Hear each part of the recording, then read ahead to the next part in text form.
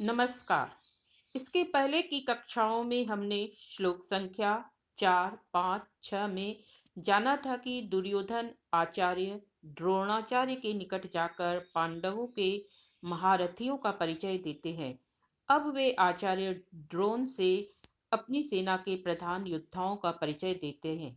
तो हम पहले श्लोक 7 की आवृत्ति कर लेते हैं, फिर उसके अर्थ को समझेंगे। ॐ नमो भगवते वासुदेवाय। ॐ नमो भगवते वासुदेवाय। अस्माकं तु विशिष्टा ये तान्निबोध द्विजोत्तम नायका मम सैन्यस्य संज्ञार्थम तान ब्रवीमि ते। अर्थात दुर्योधन कहते हैं, हे ब्राह्मण श्रेष्ठ, अपने पक्ष में भी जो प्रधान है उन्हें आप समझ लीजिए। आपकी जानकारी के लिए मेरी सेना के जो जो सेनापति हैं उनका परिचय देता हूँ। अब हम प्रत्येक शब्द के अर्थ को समझेंगे।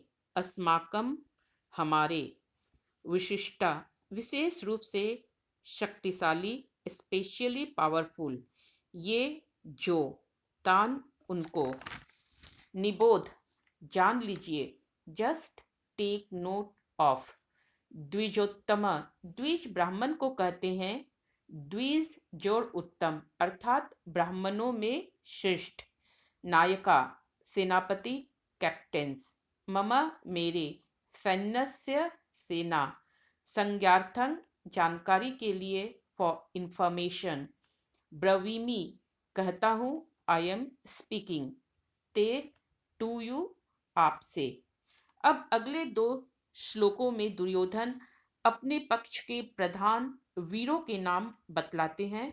तो हम श्लोक 8 की आवृत्ति कर लेते हैं, फिर अगली कक्षा में इसके अर्थ को हम समझेंगे।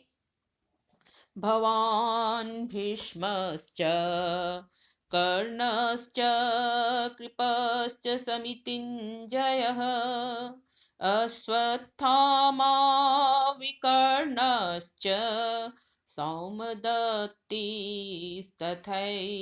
च।